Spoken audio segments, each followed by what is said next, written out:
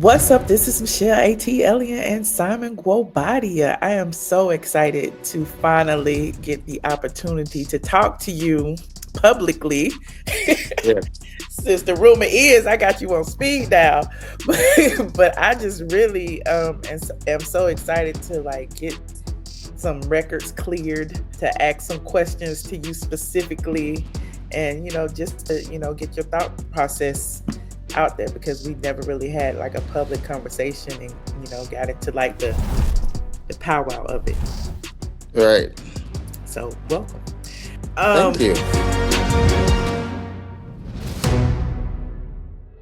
First of all, most recently you posted "I'm free at last," celebrating finally being single. And Yes. I'm like, yes, Simon, quote Martin Luther King. Okay, are you like genuinely relieved, or that it's over? Like, what was the thought process behind like publicly posting it? Well, there are two sides to when a divorce action is filed. In my case, in the sense that there's the divorce and then there's the prenup. And in the state of Georgia, a prenup divorce is not final until there's some type of resolution to the prenup. So, because there was the back and forth with the prenup, we could not finalize the divorce. So when the judge upheld or enforced the prenup, at that point the divorce was final. And as a matter of fact, I had to check with my attorney. I said, um, you know, even though this matter is not truly over, am I still married or am I divorced? She said, you're divorced. I said, okay, well, time to celebrate that part. It's a beautiful day in the Middle East. And I'm sure it's a beautiful day everywhere else, that there's no conflict. I pray that you experience the kind of peace that I'm currently experiencing. The divorce was finalized or closed on June 11 after 15 months and a judge enforcing the prenup, right? Correct. You said it was liberating, but as far as the public is concerned, are you humiliated? Is it liberating? Is it both? Just to see her celebrating and all of that, and the timeliness of it with the housewives and all of that. I've not watched The Housewife. I don't know what's going on the show. Occasionally, I see stuff online that says, stuff was said, but for the most part, I've not watched anything. I don't know anything about it. I hear that my name was mentioned quite a bit. You all were the perfect couple. Their thing was to not go to bed angry and co-parented wonderfully. In spite of the fact that they shouldn't have, but we are where we are for a reason. Life doesn't always have a fairy tale ending. Now, I know there's a lot of misconceptions about who Simon Guobadia is, because of the speculation online when you first, appeared with Porsha. We got engaged the Thursday before Mother's Day, and I have dropped the picture. I didn't think anything of it because it was such a moment. But as I always said, everybody in Atlanta knew Simon. Like we, we used to eat at the bottle bar and all of that. So, I mean, you've been called a businessman, a socialite, and lately with the headlines, Right. you're Simon the scammer. Like, like how do you handle all of that, and how do you how do you define yourself? Like, who is Simon? My name is Simon Guobadia. If you look at the removal paperwork, there was just one reason I was removed from the United States: a name variation that I took on Iyore and dropped the Simon. But I was born Simon Guobadia. My immigration records were changed from Guobadia to Simon Guobadia. I was removed as Simon Guobadia. So my real issues with immigration was just one. But I can't dive too much into it because we have attorneys working on it, not necessarily because I have a pressing reason to be in the United States at this moment. if I come to the United States, it's probably for my children's graduation. Other than that, I have zero reason to be there. Can you come and visit for the graduation? There were certain waivers that are going to have to be filed, and that's in the hands of the attorneys, the timing, and all of that. But I think the big question is, I don't have a reason to be there now. I made Mhm. a decision well over a year ago before I was ever detained. Yes, another day in paradise. Your personal life has kind of like overshadowed your professional life at this point. Porsha. That is the way, though, to continue holding a peach. I know you're a businessman, you're an international businessman. Like, how do you handle that? Like, with all of the It's scandal it's that's it's a very delicate position situation, in the sense that, as you alluded to, everybody knows me, as in Atlanta. I've lived in Atlanta for 26 years, both as a professional.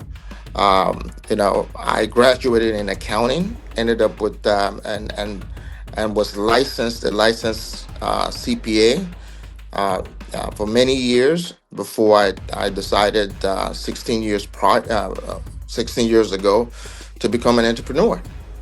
And so, I went into the oil and gas business, and then I started picking up, uh, you know, um, uh, other projects that I call labor of love, opening restaurants, nightclubs, things of that nature. Not because I was in it for the money. I just enjoyed, being around that. And as you indicated, we first met at Bottle Bar back in probably 2011.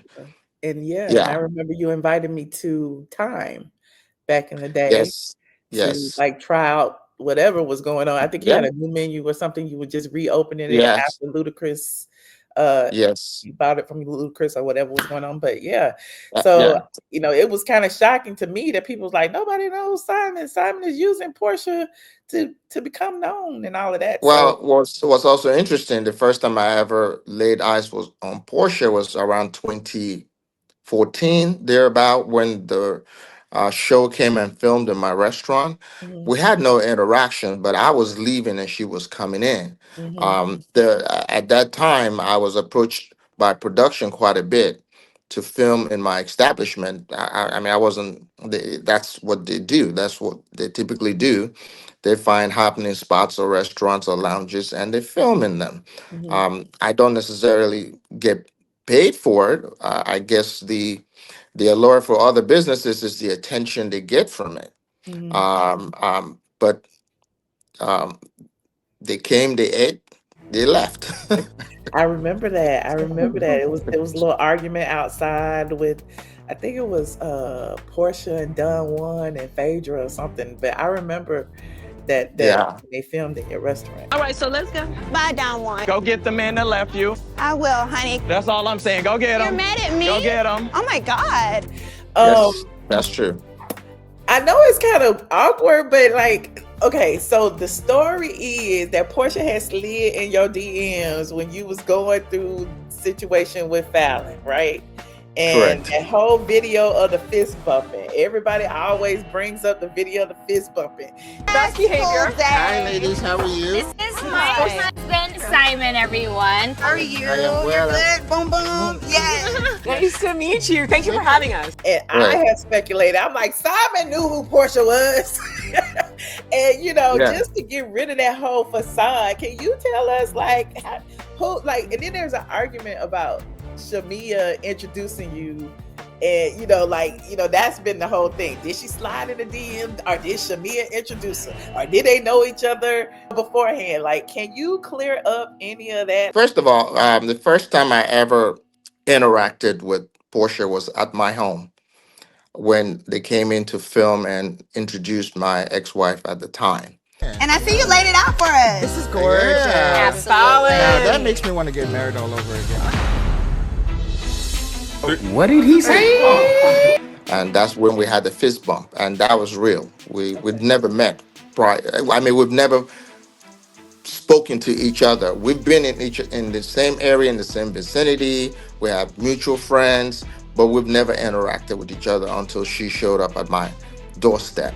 So when I filed for divorce from that situation and became public, I actually was in Costa Rica, my home in Costa Rica, when I, got a DM from her, and it was one line: "I'm praying for you and your family."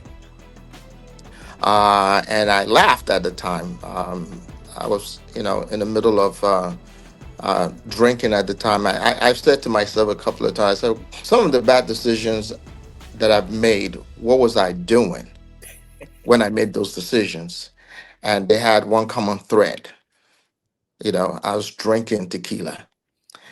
And so I guess, Have you when banned you tequila from the bar? I've stopped drinking tequila, at least if I have to make, decisions, important decisions, I don't drink anymore. But for the most part, I entertained it because I've been drinking, and I said to myself, I said, this is going to be interesting. And I I would say I pushed on and said, where are you? And she said she was in Atlanta, and turns out she was with Shamea Oh. at the St. Regis. Okay, I got a question. If you came back in another life, what would you want to be? Well, I like to people watch, so I'll probably be, I don't know, a stalker. Why are you laughing? And I don't know what conversation they had, if Shamir was the one who suggested she DM me or she did it on her own. I'm not sure what happened. But Mm. the first date we ever sat down and ate in a private room, Shamir and her husband were there. Ciao, ciao, ciao. Oh. So it was, and I don't know if we ever released any pictures on that particular first date. I think it was somewhere around April 17th or thereabout.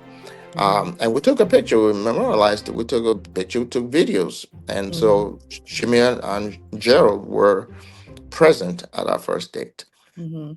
Okay, so that, thanks for clearing that up because that was one of the things. I know you haven't been following the show, but that was one of the things in the reunion where they were like, did you slide into the DMs or did Shamia introduce you? And it kind of like was just up in the air, like, okay. So that's good to know. But as far as like Gerald, like there was a thing being said that Gerald had warned Portia about you. I would not know what that's about. Gerald was a patron of my restaurant, Bottle Bar, back in the day. Mhm. He used to come with other Kenyan brothers. I would not know what he's talking about. We've not had any interaction over the years. We see each other out. We've just been cordial, one Mhm. African brother to the next. So if there's some warning, I wouldn't know what that's about.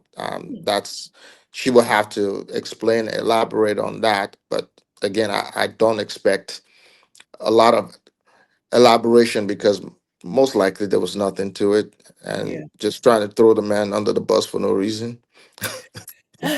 Well, that's what happens out here with this reality TV thing.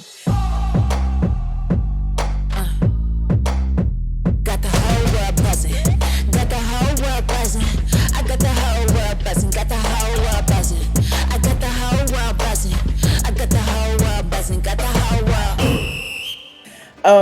As far as like this whole public spectacle with the divorce and everything, are you okay? Like how has that affected like your mental health? Much of what I wanted the public to know, it's pretty much out there, in terms of motivation and how this all came together.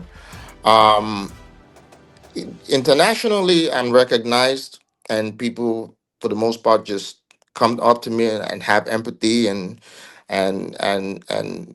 compliment me on how strong I am in dealing with such a very public divorce. I think what kind of might have pushed me to where I am now, where I probably would need to seek mental health counseling, is the detention for 4 months that did not have to happen. That was shocking for me because, I was on the sidelines rooting for you. Like, yeah, Simon's coming back. He's going to court. He's finally going to get his hearing. And next thing you know, it's like, where is Simon? What happened? How was that? I know you spent like some brutal time. It was apparently, what was it, months inside It was isolation? about almost 4 months. I was put in isolation. They call it protective custody because I was a public figure. And protective custody is not, uh, it's no different than segregation. Folks who have infractions are brought to segregation, and typically they stay there a couple of days. I was there for 40 days and 40 nights. Oh, wow. I was in a 5 by 13 cell with no contact with any human other than pass me my 3 meals through, through the door.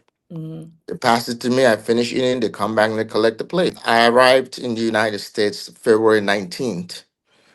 I probably almost a week to the actual court date, and I was met by 7 ICE agents at the exit to the aircraft, and they asked me to come with them, and I said, "Sure." So you had no idea. It was, I mean, to me, it was like, I would assume that you wouldn't be trying to get detained. In the last 35 years, I've probably flown at least 100 times internationally, and that had never happened. Porsha called it a nightmare, and you said that you were targeted for financial reasons. Do you think that, she may have orchestrated it, or her team or something? Anything is possible. I think over time we'll figure that out, what actually happened.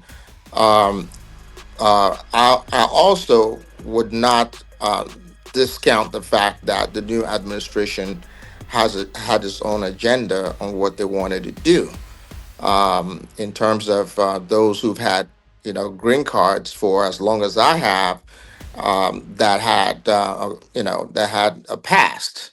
But there were just certain things that happened when it happened, and when it ended, that I can imagine is causing a lot of speculation as to what amount of involvement, if any, that the other party had on my detention. And, So and I can probably be the cause of that because I was one of the speculators. Because it was the timeliness of it for me. Is like, you were on your way back, you got detained like probably right around the time the show premiered, and right. then when you look at the time of when you were finally released, it was like right after the reunion had wrapped taping. So when you look at the Right. timeliness of it, it's like, wait a minute, is this a conspiracy?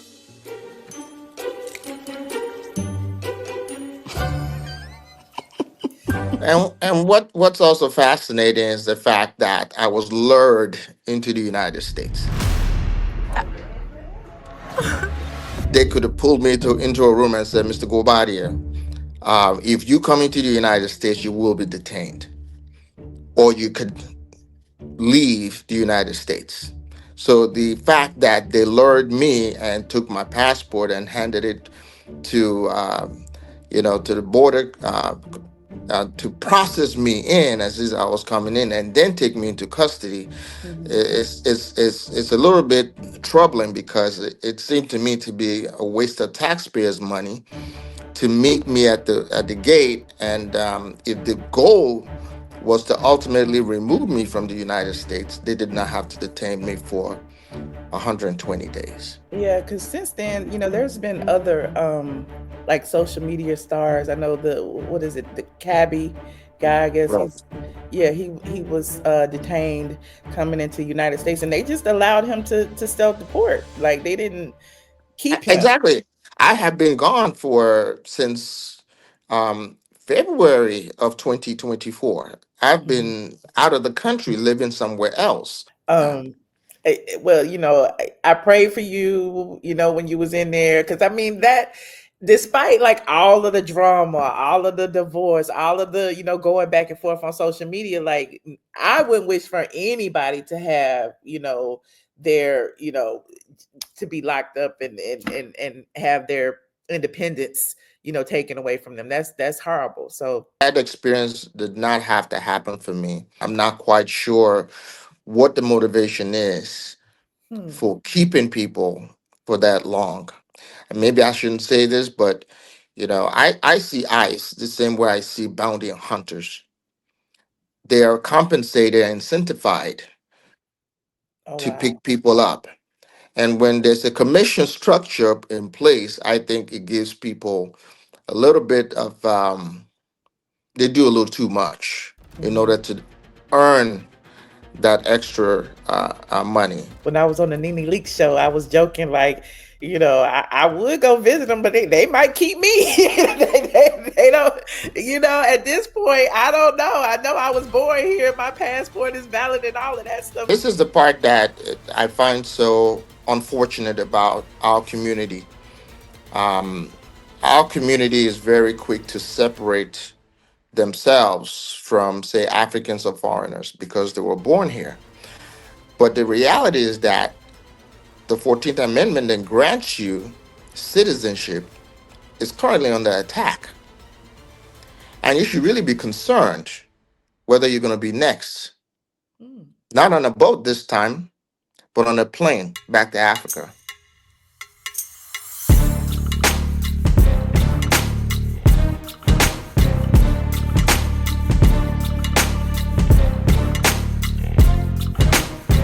You said in another interview that, you would like to sit down with Donald Trump and maybe, I don't know, try to Yeah, get I meant that as a public figure who spent 4 months in that space. I received no special treatment. I got the same treatment as everybody. I ate the same, non-nutritious meal as everybody did. I counseled all the people. I counseled them to, to find the fastest way to leave. Mm, That it's not the worst thing for you to go back to your country.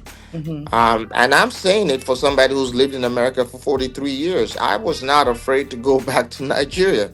I mhm, was looking forward to going back to Nigeria. mhm. And so I was telling people, I said, you being incarcerated and fighting to stay in the United States, it makes absolutely no sense to me. You should find the fastest way to leave the country and reunite with your family one way or the other, whether they come meet you in your country or you find another country to go live in. Yeah.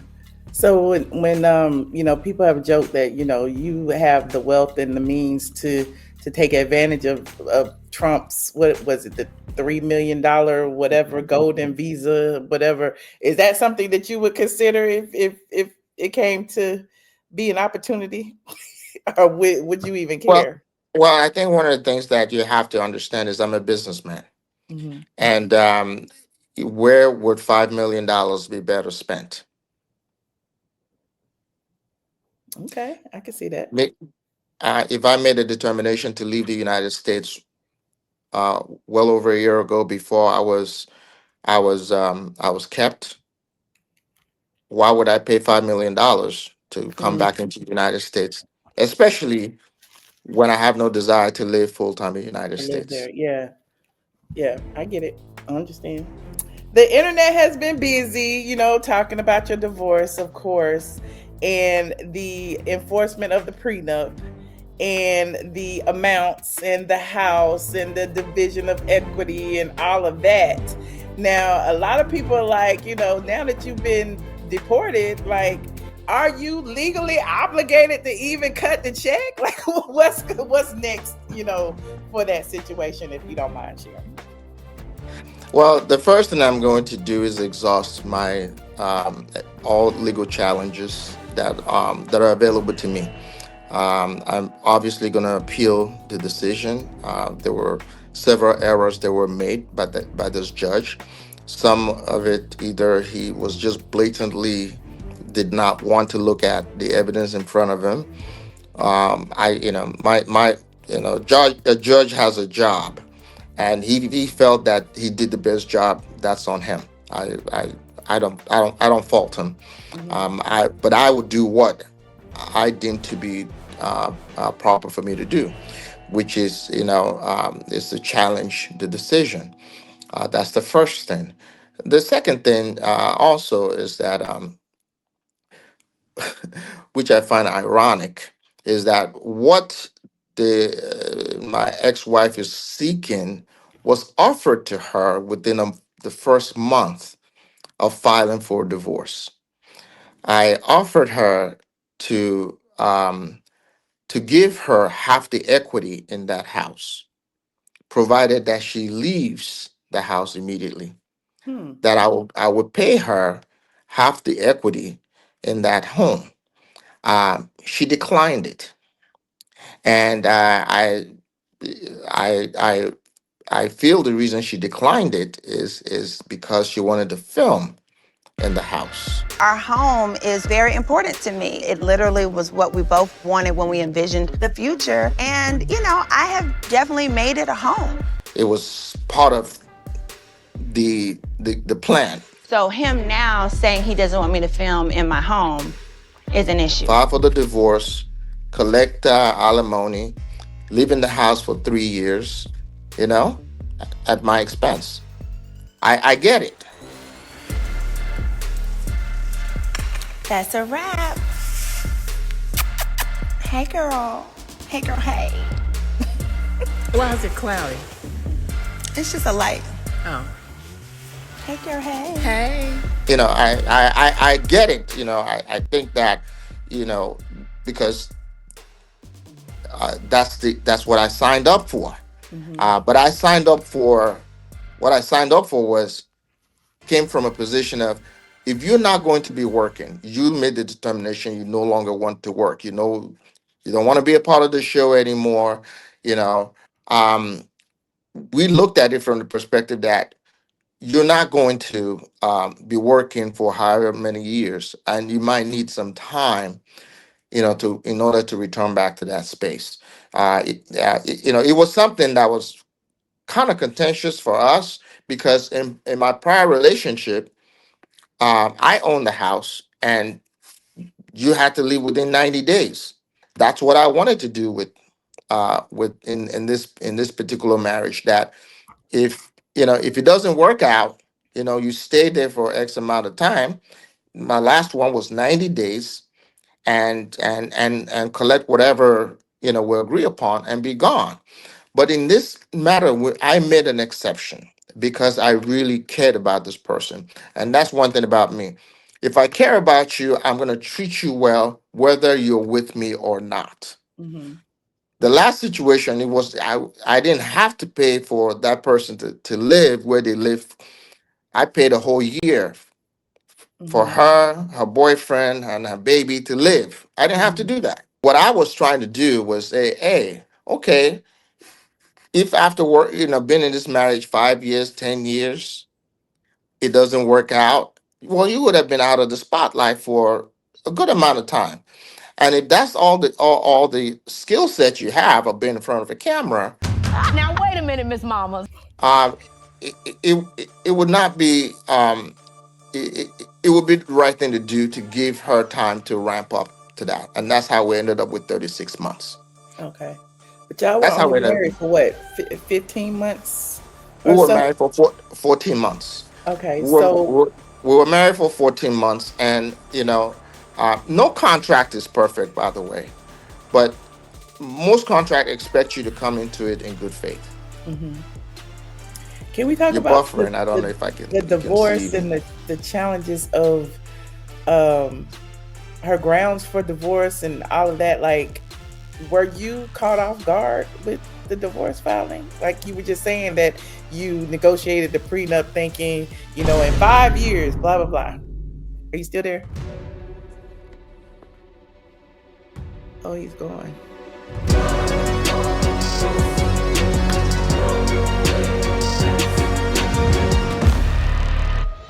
in each contract is that there is equity.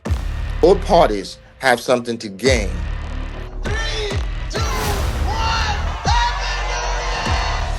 What did I gain? Simon, that's a lot of money. We sitting here looking at you like you were leading with your money. The problem is that people want to judge something they don't know. I can afford to take care of my wife. I can afford to take care of my girlfriend. Mhm. What's the problem with that? But if you want me to be quiet, I don't have that personality. What do you feel is the biggest lie that the public believes? There are a lot of very lazy YouTubers out here that want to collect checks without doing the work.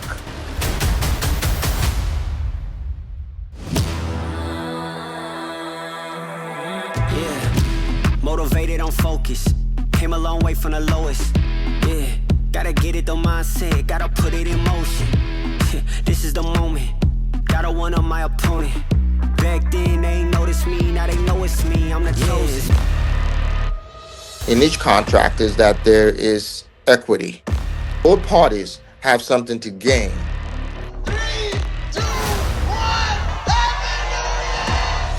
What did I gain? Simon, that's a lot of money. We sitting here looking at you like you were leading with your money. The problem is that people want to judge something they don't know.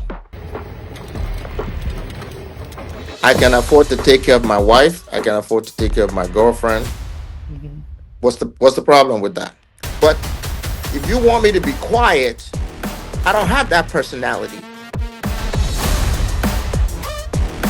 What do you feel is the biggest lie that the public believes? There are a lot of very lazy YouTubers out here that want to collect checks without doing the work. In each contract is that there is equity, that both parties have something to gain or protected by the contract. This prenup is no different than any contract. And so when you look at this situation, what did I gain? I didn't gain anything.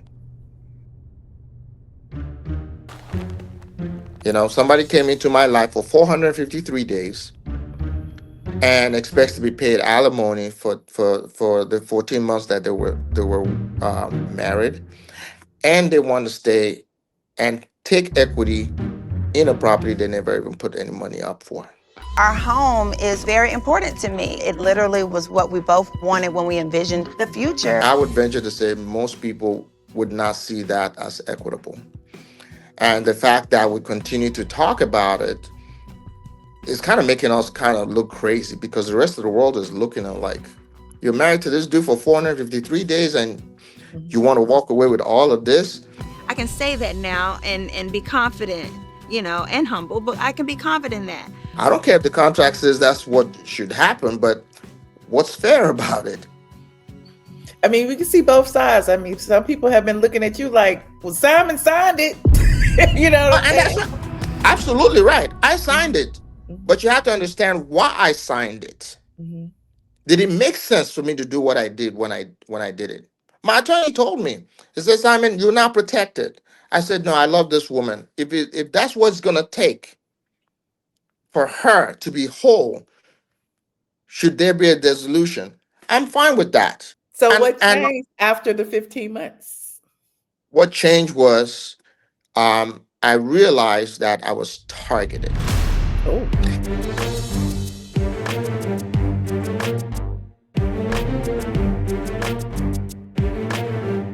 It's getting weird.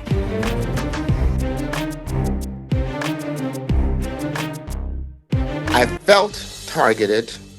The way the divorce was handled, I was totally blindsided. We did not talk we didn't have an issue. We literally just came from Dubai. I don't know what was going on with her, but there was something just very unsettling. And one thing I always tell myself, if people are acting a certain way, at some point something is coming up. You find out. So in the back of my head, you're here in Dubai. We're here complete your golden visa process, we're here to take your brand, globally, because that's what I do as a husband. I want to uplift. I want my wife to be on the next level up. Mm-hmm. I'm not just trying to be the only person. No, I'm like, okay, what do we need to do for you as well? Mm-hmm. And so I saw the Middle East has been in the middle of the world with so many great things happening. So many great things, fastest growing economy, all the brands in the world, every brand you could imagine are right in the Middle East. Is the new Europe, is just what it is. Mm-hmm. And if you don't believe me, your president, the first overseas trip he took, he came to the Middle East. My Okay, president. your president. Okay. So obviously there are great things that are happening in this part of the world, and I saw that when we came for our engagement photo shoot.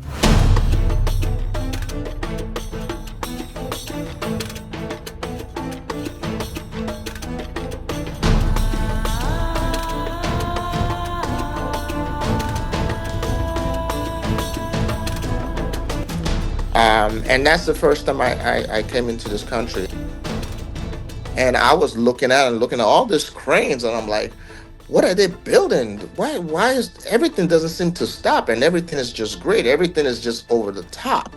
Mm-hmm.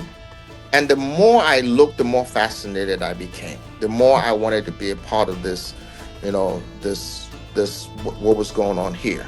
And so my path to doing that is, okay, how can we be a part of this? Well, for my wife, she's a public figure. She has this brands. Okay, we can get these people to work with her and, take her brand into a different market.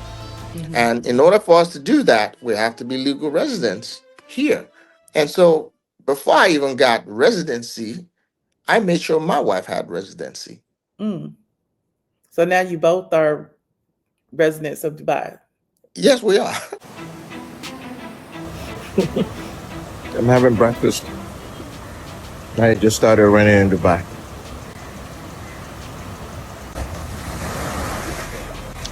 Rare occurrence. Raining in Dubai. Oh, okay. Yes, we are. She could live in Dubai if she wanted to. I mean, under the circumstances, I don't know if she still can, because Mhm. they have very strict laws here when it comes to defamation. Okay. If Okay. if you defame a business or an individual who lives in the Emirates, you could be subject to criminal prosecution. It's happened. Sometimes.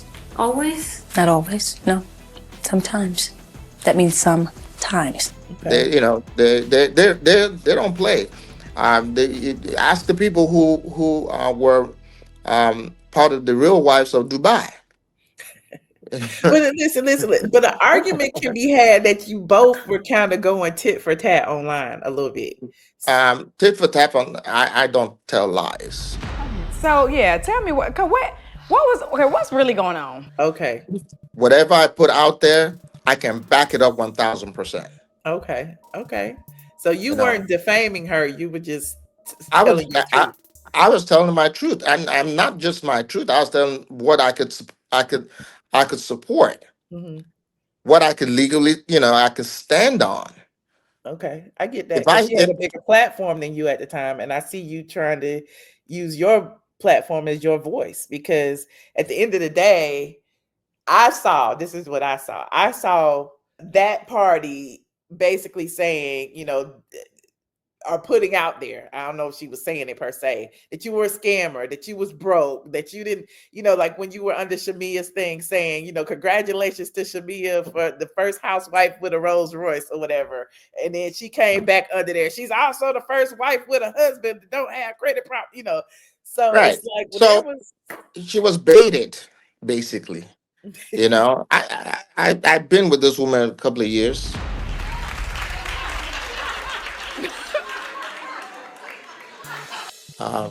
It went very fast, but she was baited. I know her. Mhm. So I knew she was going to respond. It could have been a scheme. And she did, and also confirmed that, it went to that confirmation that I had that this was I was being, I was being scammed here So because there weren't any red flags when you decided there were to go on this journey with your now there ex? were there, there were red flags. I think the first red flag was the fact that I was approached about an allowance because she wasn't going to be working. Mhm. Literally 1 month into that relationship, that was the first red flag, and And I you paid her $30,000 a month. You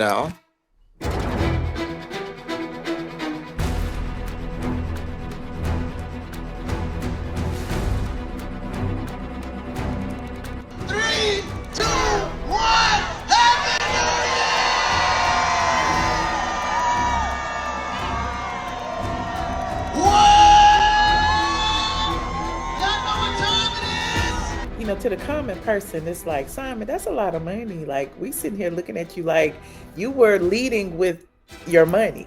I'm the first child of my father. I saw my father take care of my mother and take care of my stepmother. When you come from the community that I come from, you're a provider. Mm-hmm. My father was a man of men, and so are a lot of men that I grew up around. They handle their family. They take care of their family. Their wives is an option. If you want to work, you go work. That's self-fulfillment. But in terms of paying bills around here, I got this. No, I get that. I get that. But when you start talking about an allowance of XYZ, and I get everybody has a lifestyle. The problem is that people want to judge something they don't know. Baby, I'm not even here. I'm a hallucination. I can afford to take care of my wife. I can afford to take care of my girlfriend. Mm-hmm. What's the problem with that? There's no problem. We just There's jealous. no problem. There's no problem. We just jealous. We all on there's the internet looking like 30,000, 40,000. That's really what the internet is, because and this everybody is doesn't no have that. You know what I'm saying? So this is you no have to knock on understand. anybody. I've been in relationships where it's been 50-50. I also, I, that's because our income is the same. Mm. But when there's a huge income disparity, and then you start asking somebody who's not making much you know, to pay for certain things, that's unfair. You Mm-hmm. know, if I want to live in a $7-8 million house, I'm not going to expect somebody who cannot afford to contribute to that. But there are other things that can contribute to that. They can make it a home. They can shop for the home. They can take care of the children. You know, that balances things out. Money's not always everything. There's value. There should be value to when two people get together. Don't ask me to go make the money and then plan the trip and then counsel the kids. Right. Okay. There are only 24 hours in a day. So, okay, speaking of all of that, what do you feel is the biggest lie that the public believes about, your marriage and subsequent divorce? That we knew each other prior to my divorce, but we never had any interaction, and there has not been any evidence to that. It's Okay. just a whole bunch of speculation. Never happened. Never cheated on either one of them. But do you Never feel cheated. like with this situation, I understand, I recall you saying that you were vulnerable. It Mhm. was a time where, you were just coming out of a divorce and really jumped right back into a relationship. But do you feel like you were used like for like a storyline, a status, an image? Like how do you feel now looking back on Yeah, everything? that's that. Yeah, everything you've said basically. That the show requires you to They call it housewife for a reason. I don't know what 17 years they've been around. It's Mhm. about what you can show on camera of your lifestyle. Mhm. And clearly, which not too many people are running around in Atlanta, at least in Atlanta, in a private jet and taking his family, to different parts of the world. You ain't gonna understand everything. So a lot of people who criticize me online or who have something to say, I'm not offended. Mm. I feel sorry for them. So it You don't know, bother you, like like when it's hundreds and thousands of people constantly in your comment section, like dragging you, calling you this. It's like an echo chamber. It doesn't affect you at all.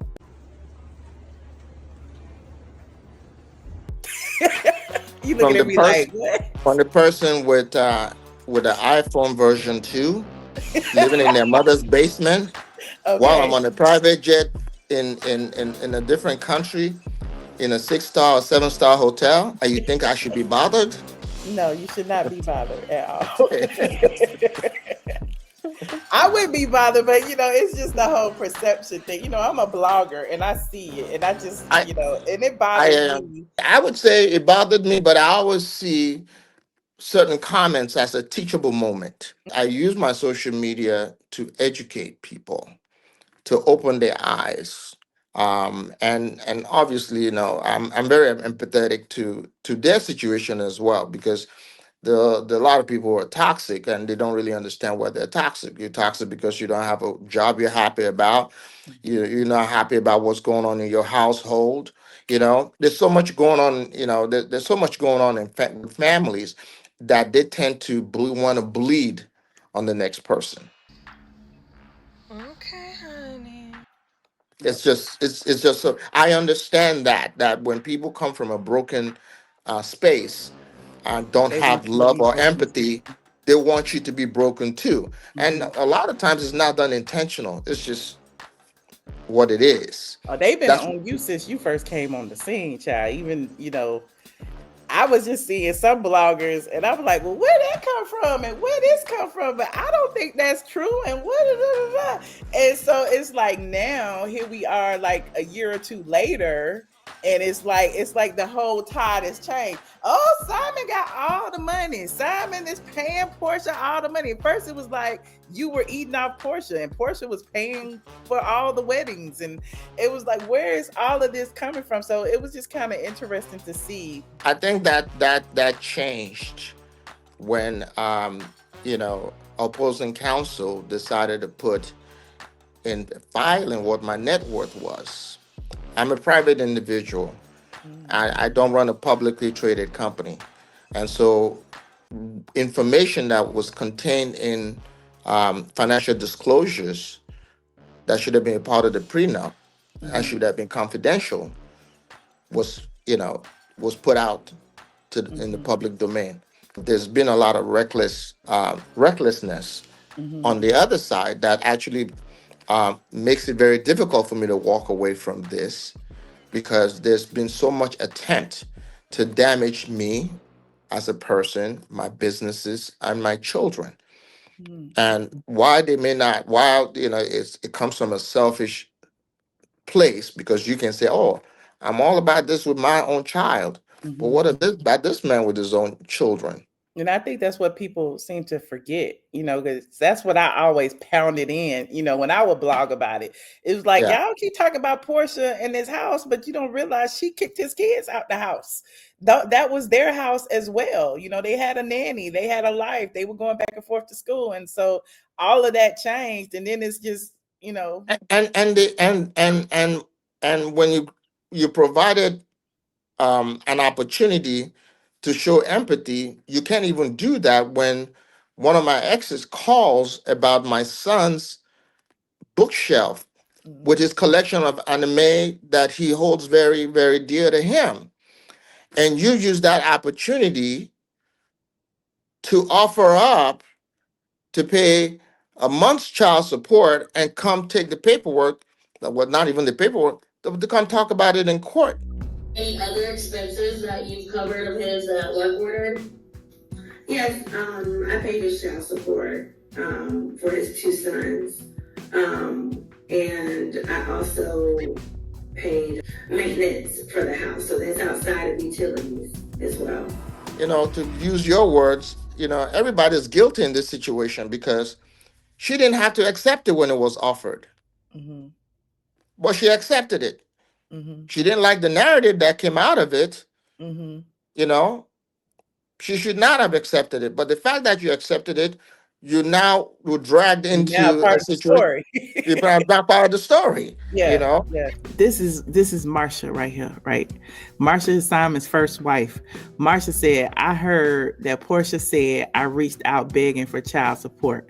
Untrue. This is the message I received from her. Porsha says, hi, Marsha.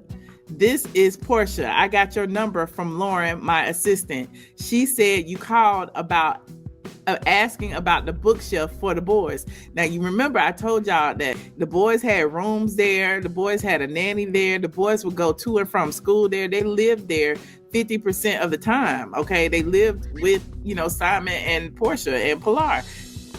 But if you want me to be quiet, I don't have that personality. I don't have the personality to be quiet. I'm a sweetheart, but don't get on my bad side. Mm-hmm. I really, I think about the divorce, the hearings, and all of that. Do you think there was some like biases based upon your, situation with ICE? Because my thing is, looking on the outside in, it's like the judge was probably like, "Oh, she a citizen. Let me go ahead and give it to her because he don't live here anyway." Well, 2 things that stuck out with me in this matter. The prenup says that you can't film in the house if it's enforced. Mm-hmm. And then you rule on a motion that she can film in the house. So now you have two conflicting rulings that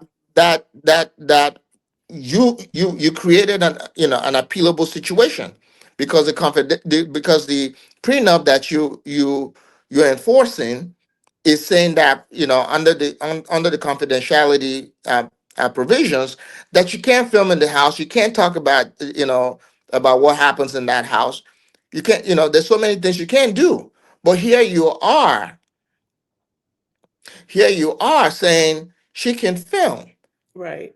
So, our issue is, you cannot take a prenup and decide to enforce one and not the other. And choose. Yeah, You're picking and choosing, you're making a mockery of your courtroom. The second thing that I found very peculiar is he does not buy the fact that 300 million just went away and that I cannot afford to pay what was in the prenup.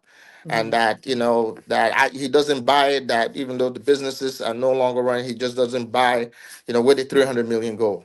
And I said to myself, clearly you don't understand what net worth means. Because net worth is a combination of liquidity and assets.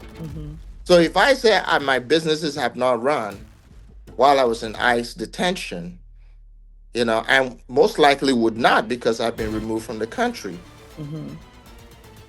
There's no money being generated. And the idea that you think that I would go take money from my worldwide, whatever to satisfy this judgment, I think it's pretty naive on all parties.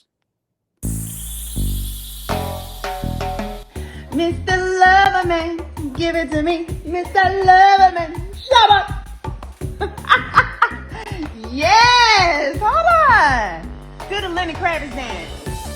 Okay.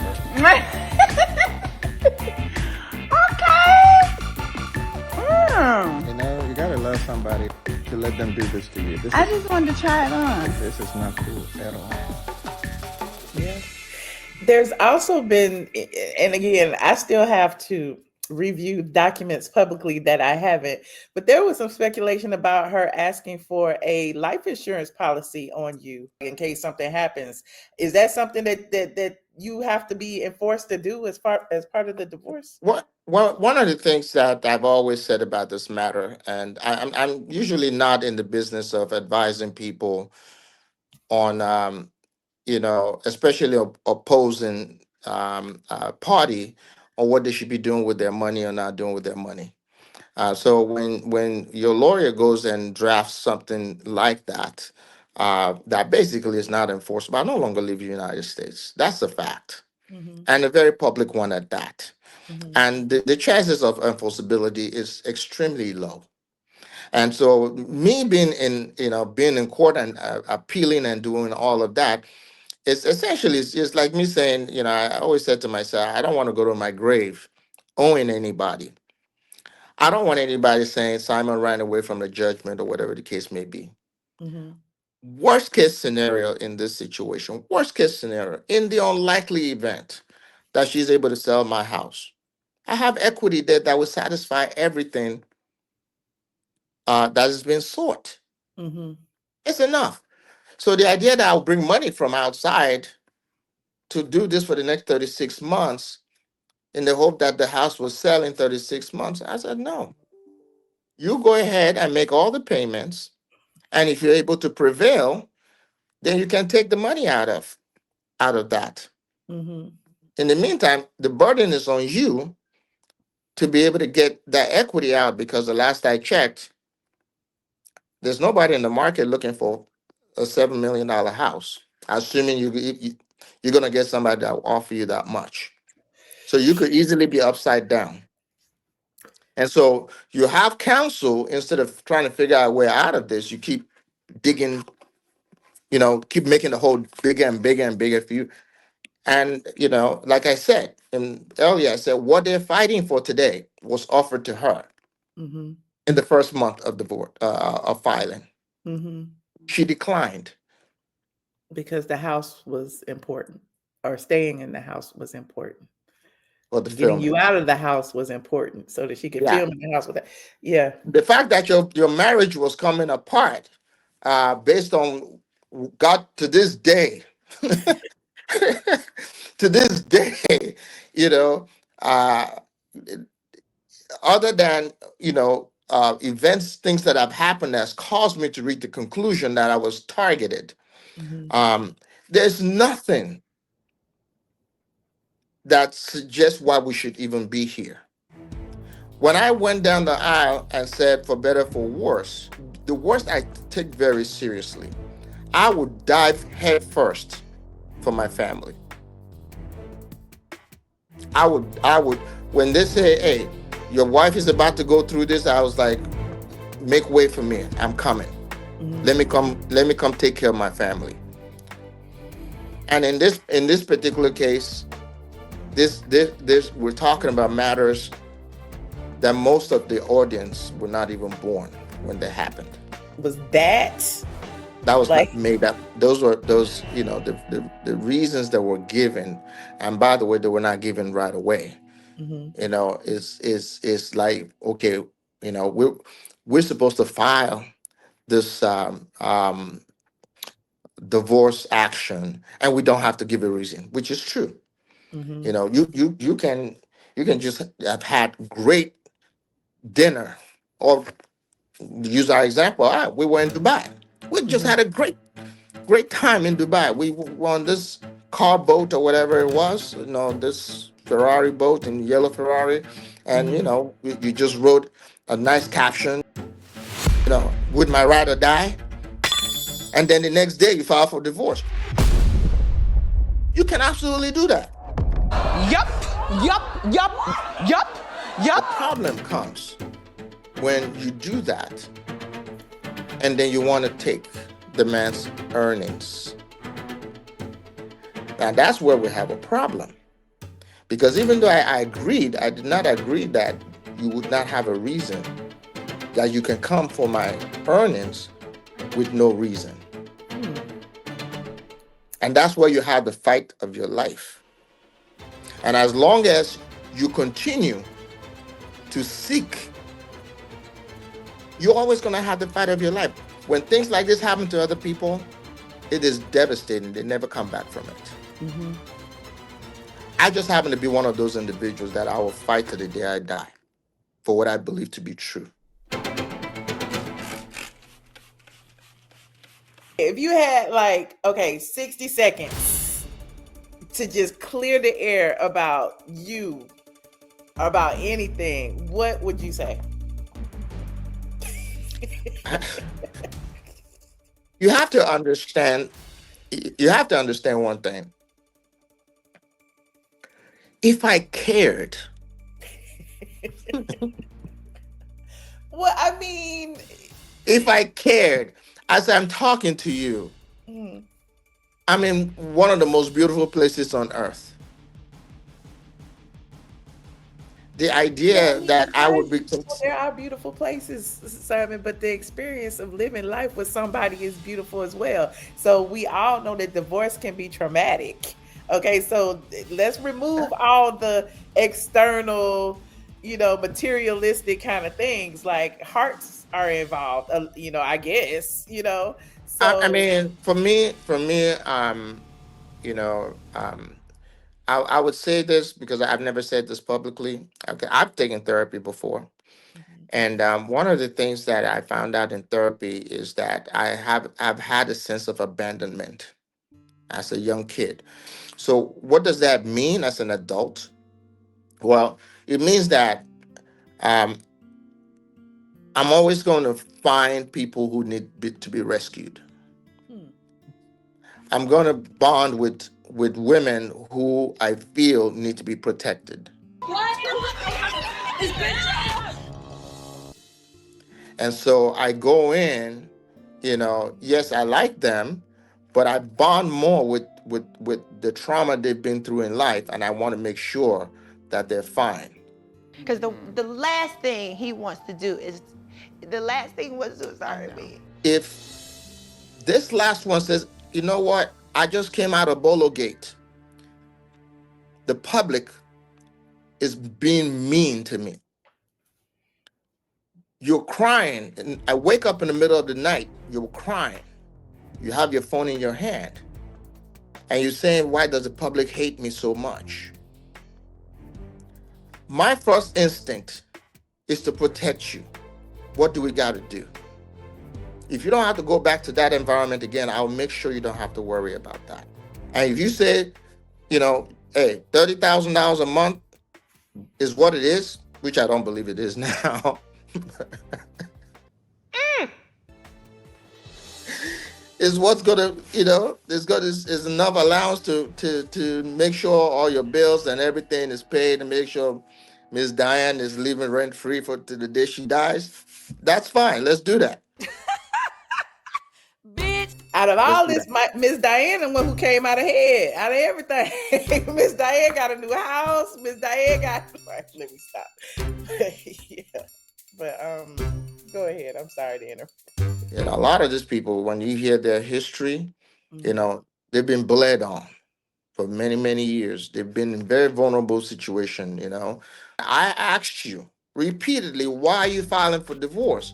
And you wouldn't tell me.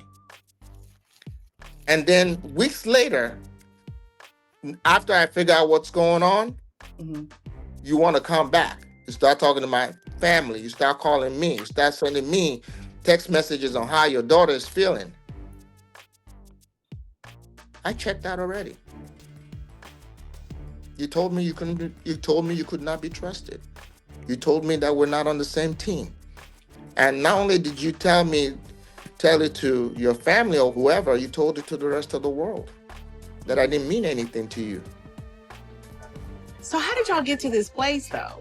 I did not know that certain things he was lying to me about. I understand we got the defamation case, we got the appeal. Despite all of that, like, how are you going to heal and rebuild? Are you dating? Like, what's next for Simon Guobadia? One of the things I would never say never to is being in a committed relationship. I've experienced being in a committed relationship, and I've experienced being with family, and I would never take that off the table. Your next significant other won't be seen. No, I'm just kidding. I don't know. No, they would not be seen. Okay. They would not. For me to continue down that path and date or be with public figures or people who want to be in public or the limelight is just inviting chaos into my life. So is What it I your would like, desire to continue to be a public figure? yes, I wanted to be quiet, as quiet as I could, but at the same time, I found a way to use my platform to share my story. But this is literally the first or second time that I'm speaking directly to the facts. And I appreciate it. Thank you for using your platform to educate your audience. It's a very difficult thing. There are a lot of very lazy YouTubers out here that want to collect checks without doing the work.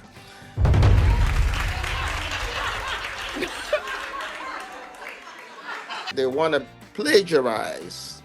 They want to make up stories. I don't know what people think clickbait means. It means stealing.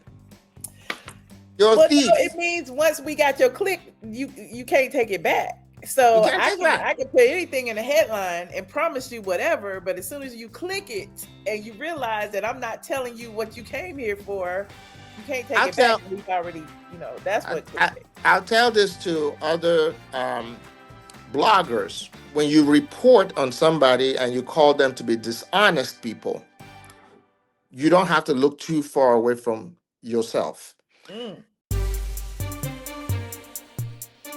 You're being dishonest when you tell lies and people click and you take their money.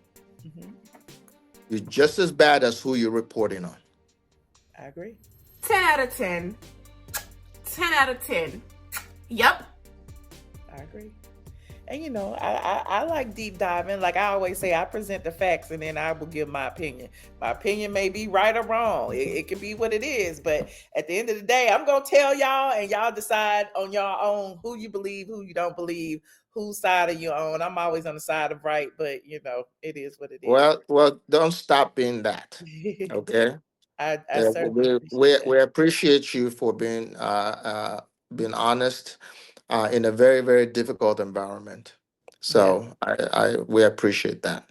Yeah, and I appreciate you, Simon Guobadia. Thank you for being open and honest as best you can.